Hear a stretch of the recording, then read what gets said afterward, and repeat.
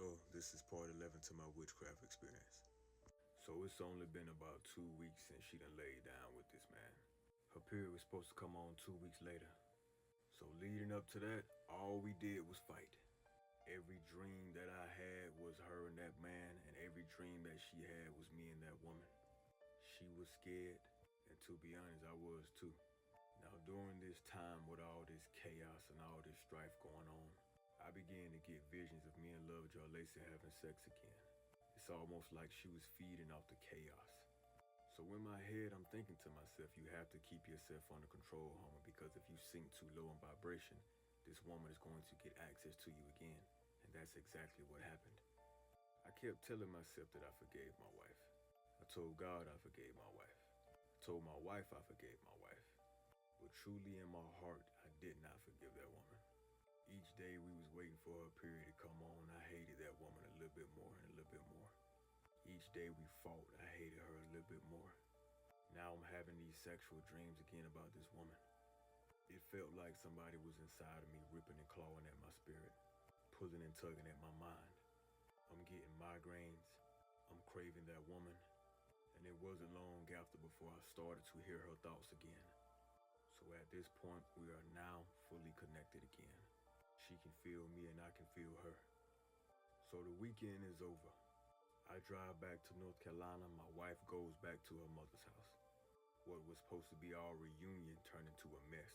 So to anybody that travels, you know that south of the border is right where you cross over from North Carolina to South Carolina or South Carolina to North Carolina. The moment I crossed south of the border and I entered North Carolina, I felt this woman pulling and tugging on me, the strongest I had ever felt her. I also got 2 missed calls from a random number and a text message from a random woman asking if I had been talking to anybody else. I called back, no response. I text back, who is this? No response.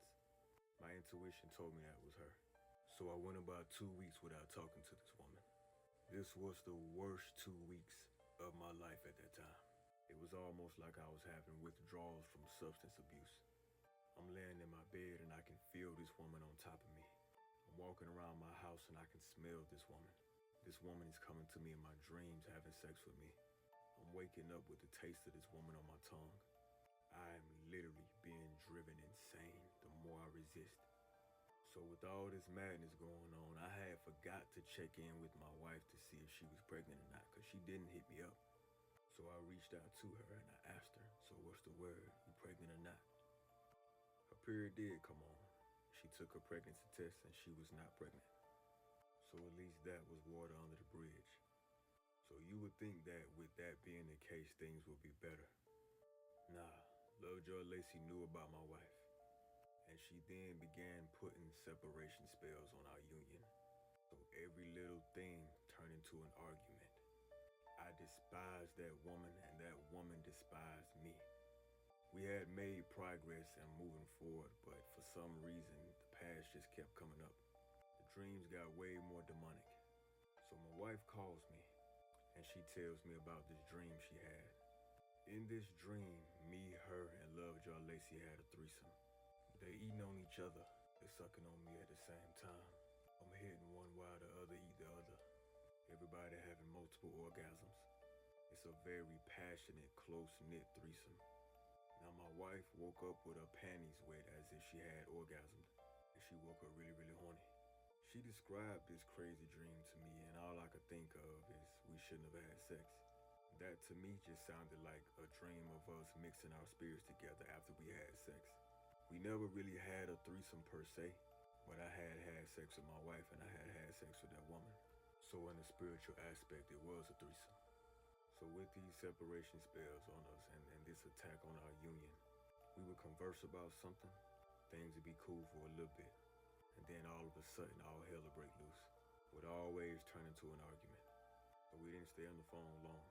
So fast forward later that week, I ended up having a dream.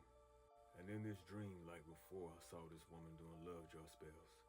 I also saw her doing separation spells, but only this time I saw a room that I had never seen before. This room was shaped like a box, and it had one door. And in this room was me. I was in a fetal position. and I was trapped in this room. I was held prisoner. This woman would come in this room every so often, and she would have sex with me. I was chained up in this room, and I was begging her to release me. And she would come in the room and she would rub my face and tell me, "You're mine now. I'm never letting you go, and you're never leaving me again." It had to be this way. This box was the inside of my mind. She had full access to me, my mind, and my spirit. On the inside, I was aware of everything going on. And on the outside, I was schizophrenic. Whatever spell she had done, she had completed. And she had access to me. I don't know if you want to call that a destiny swap spell or what, but she had full access to my spirit, and I was a prisoner in my own mind. And as far as my actual body, it was like that of a zombie, and I behaved as such. God had given me a glimpse of what she was now trying to accomplish.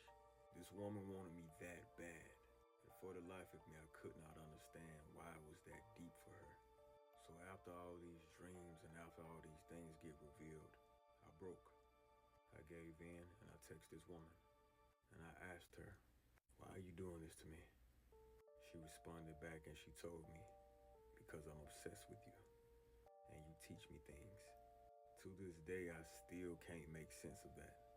But then she asked me this question. She asked me, "Do you love me, or do you think that it's purely the love spells I put on you that makes you love me?"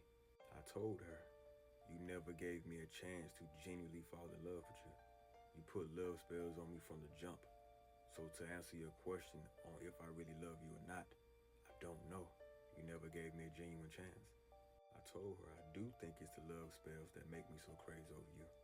These obsessive thoughts, these cravings 25/8, this is not like me. This ain't who I am. I've never been like this to any woman. And to keep coming back to a woman that obviously means me no good. Yeah, it's the love spell, shawty. Cause it ain't me. She got offended. She ain't like that. She cut the volume up. So now I'm more miserable than I've ever been. I'm having wet dreams every night. This woman is coming in my dreams every night and having sex with me. I'm losing weight. Migraines every day. Body hurting every day. Waking up with claw marks and bite marks on me. It literally feels like she was sucking the life from me. Every night this happened, I'm praying. Every night I'm crying. So at this point, I got angry. It seemed like God wasn't moving fast enough for me. It seemed like no matter what I did, this thing just had no end. So I decided to handle it my way. I stayed up all night in madness, plotting and planning. Night after night, I had dreams of this woman dying. Her getting struck by lightning, her friends setting her up, her getting in car accidents. I could feel this physical mass sitting inside of my stomach. My rage had to let something in. All that I craved was pure destruction. This lasted for days. I literally was turning into a madman, borderline schizophrenic. Ironically, just like that dream I had, I do believe that whatever spell she was putting on me was coming into fruition at this time. So I'm crying and I'm praying still. And I'm begging God, whatever this is, do not let it have me. Despite what has happened, I am still a man of God.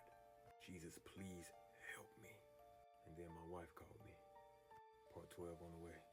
The phone call.